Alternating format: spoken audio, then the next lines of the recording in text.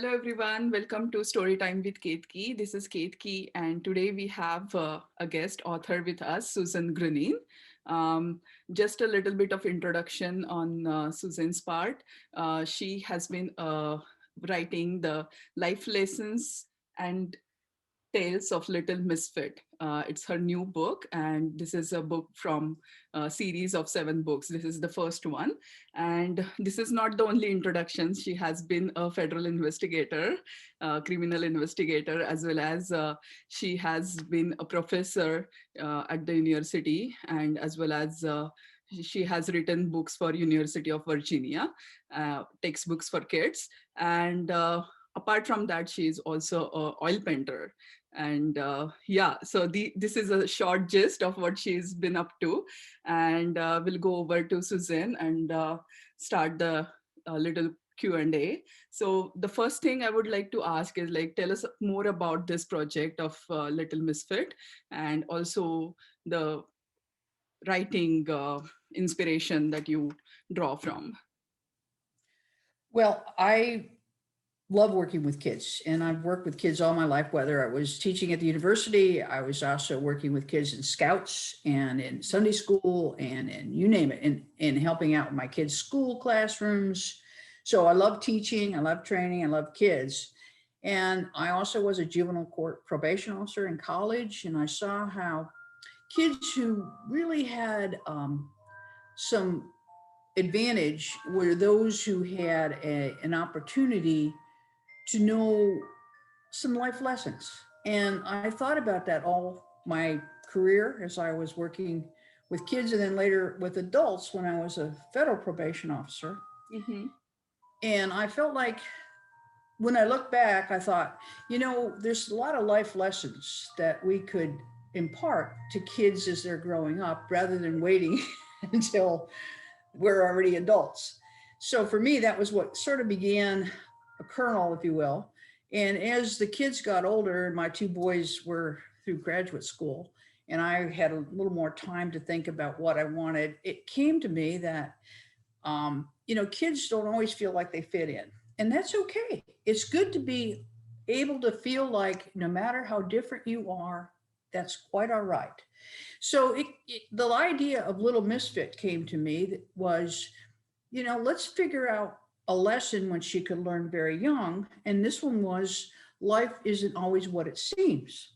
And I thought, my God, right now during the pandemic, of course, this happened to be written before it, but Right. having a lesson about life isn't always what it seems is perfect for letting kids be able to work with their parents or their grandparents and understand why they can't visit grandma or grandpa, Right. um, and all kinds of things. So it's not just about being different, but it's also about understanding.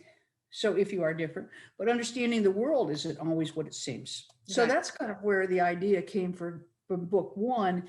And I began realizing as she got older, we could give her a new lesson. So, as later on, you'll see lesson two will be life isn't always fair. And that's the next book when she gets to 5th grade. But I Wow. started with this one because I thought this was perfect for a younger group to understand life isn't always what it seems. Yeah, yeah, exactly. So it's more about accepting new challenges and moving forward rather than getting stuck at one place, right? Great. And in fact, it was also about realizing that sometimes it's okay not to fit in. Right. It's okay to be yourself. Um, it's okay to not have to conform. And I think as the kids get older, they get more and more pressure. And, as we realize with sociology in junior high, they're very much pressured to look alike, dress alike, be the same. And I wanted this lesson to be imprinted sooner so they could realize, no, you don't have to conform. You don't have to be like all the other kids. Yeah. You can be yourself, whether it's a issue with race or gender or size or shape or intelligence or anything. I wanted kids to realize it's okay not Yeah. to fit in and to be yourself. Right. Right. Yeah. Wow. Fantastic. It's a true inspiration for young kids, right? And Mhm. also, I Yes. would like to ask, like, how did the writing journey start? Like, were there any challenges when you were writing books, or? Well, and it's interesting because, as I said, I started thinking about these as I was doing my adult career life, and the seeds were there. But with being married, working on my PhD, and then after I had my second child, and finishing my PhD, and still working full time as a federal probation, and then later on as an executive with the federal courts, and then also doing work with executive coaching and teaching, I realized I didn't have time at that stage in my life to Mhm. sit down and write. So once the boys finished their masters, had moved out, and were on their own, and my husband and I had more time to ourselves, I we took a trip to Lisbon, Portugal for 4 weeks. Wow. And I said, let's find a place which has a beautiful courtyard where I can stay and overlook the right, and you can go out and tour, and I can be able to have dedicated, no interruptions, no phone, no email. And Right. that's what I did. And that's what allowed me to sit down and write the first couple books actually during that time frame, and begin to realize that this could be a series not just about her as young, but as she grows up, a different lesson she's learning at a different age.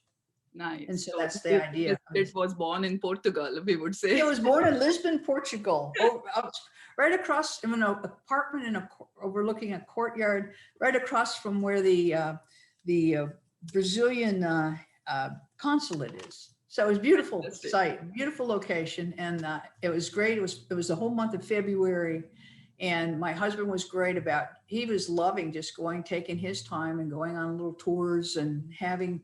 Lisbon, if you haven't been there, is a beautiful city to be and travel and just take your time looking and finding the sites. So it was perfect for both of us. Cool.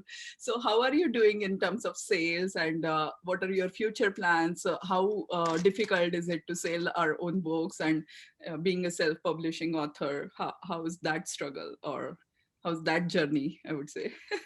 Well, I would say, the thing about it was obviously the book took a little longer. For one thing, I wanted a lot more drawings, and because for the younger crowd, I told them that the first book I wanted more, so there's like 49 drawings in this book.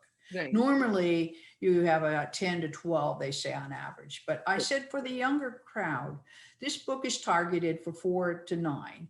But I said, I really feel like it's a book that later on the young adult and the teenagers who, if they start reading the others in the series, will go back and want to read her younger story book.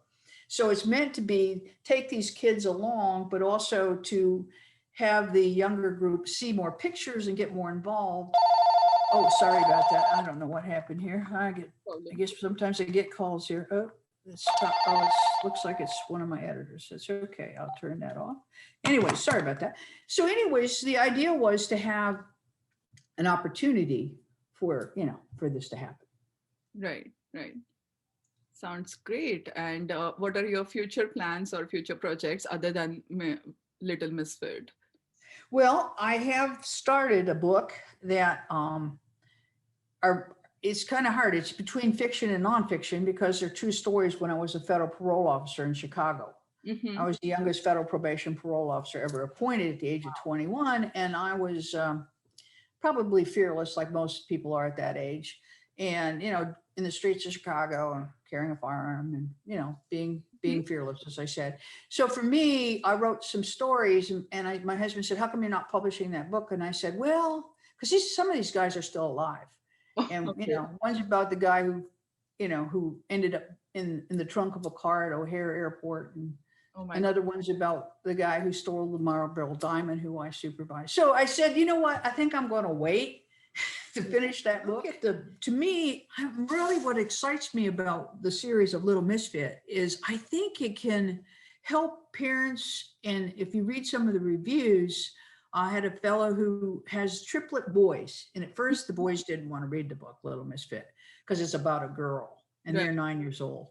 But then he got them reading his stories and started talking about their own experiences. And he said he couldn't get them to talk before about that stuff till Wow. he had him reading this book. And then they started asking him about his life. And then he asked his parents. And he said, you know what? If you read his book on Amazon as a review, he said, I couldn't believe how it wasn't preaching at all. It was getting these humorous tales to get the boys to talk about their own experiences and how, and Yeah, so that was the whole idea, was to right. try to get them to Open up ask and questions have of their a dialogue parents with and their, their parents. Yeah, yeah, that and ask, and, but also bridging the just share gaps their as own, well between right? generation, right? It's helping Right. to open up that dialogue and bridge the gap between generations. Right, right. And also for them to be able to, because kids often, they'll rather tweet or Yeah, text. And this time they actually start talking about what concerns Kona, stop, what concerns them, and what they think about a story. sure. And that was really what I also was hoping to get imported with this whole series was, and then the pandemic struck. I had plans for some book signings. I also did a Zoom on for a Right. school here in Naples, and I was supposed to do some presentations. And of course, we had to book signings, so we had to cancel them. But my goal was eventually to get kids in the libraries or on Zoom where they would take the book, they would read it, and I'd get them to draw their own pictures of Nice. some of the stories Yeah, so that they could also then talk about with either their parents or grandparents. sure. And I said to my friends who are grandparents who bought the book for their grandchildren, they say, "Oh my God, I get my grandson not just to talk about, oh, what are you doing, Grandma? He's starting to talk about, Mom, Grandma, what was your experience about this? Did you ever do Right, this, or did?" And so she said he asked so many different questions now that we're reading this book together. right, right. Wow, fantastic. Thank you so much for your time, Susan, and Well, you're very good welcome. luck and very best from my end. And hope to see you soon with new book. And Okay. thank you so much. Okay. Yeah, All right. Well, thank you thank you so for much the for your interview and time. appreciate. Yeah, have a Excellent. wonderful Okay. day.